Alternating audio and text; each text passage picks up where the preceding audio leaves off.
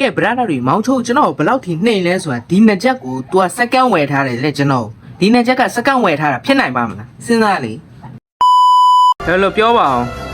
နမောက်ရက်ထိုးတဲ့နှစ်ချက်ကိုစက္ကန့်ဝယ် ဟာဟဲ့အောင်ကြီးမရိုင်းလိုက်တော့ကွာနှိမ့်နေဒီနှစ်ချက်ကဟဲ့အောင်ကြီးစက္ကန့်ဖြစ်ပါမလား သူအသုံးဝင်တာပဲ အေးပြောပြလဲ ဘာဖြစ် မတိသေးဘူးဒီကောင်လေး ရောက်တယ်ကောင်း မင်းကမင်းကကိုဘကလားသူဘကလား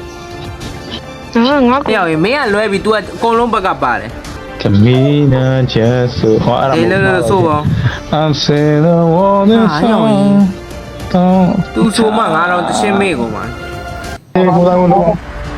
ဖေးတဲ့ ကိုသား အေးဟဲ့အောင်ကြီးအဖေးတဲ့ ကိုသားမအတွဲနဲ့တွဲကြားတယ်ဘာလို့ ဟာဟဲ့အောင်ကြီးမနှိမ့်နဲ့အကောင်မလေးကဂိမ်းမဆော့လို့ရောအမေရ for history. တိုက်တော့ရောအမေအတီခင်းမိလာမယ် Phoenix Ray. ဒါပဲ Enemy. ညောင်ဟုတ်တယ်အဲ့ရောင်ကြီးညောင်ရင်မော်စကိုကကောင်းတယ်လို့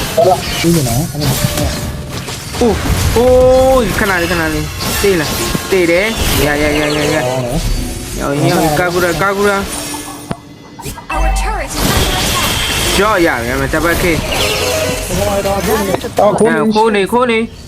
I like to rule. ညောင်အာတီခင်းမယ်ရောဟိုရောင်ကြီး3အောင်လို့စမ်းသွားရင်ဟောငါပြောင်းပြန်ပြည့်နေရောရရော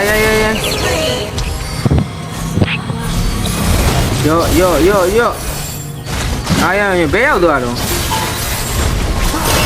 အဲ့ရကောင်းလေကြောက်ရမယ်စူပါကွန်ထရိုဟဲ့အောင် triple kill ရမယ်ဟာကွာပွဲရအံ့တော့ကောင်းလိုက်တဲ့မော်စကို ကောင်းလိုက်တဲ့ draw လေးပါ ကောင်းလိုက်တဲ့စီရှင်းလေးပါ ဟိုင်းတယ်မ ဒီနော်လို့ပါ စီရှင်းဒီတင်နေမလားစီရှင်း ဟိုင်းတယ်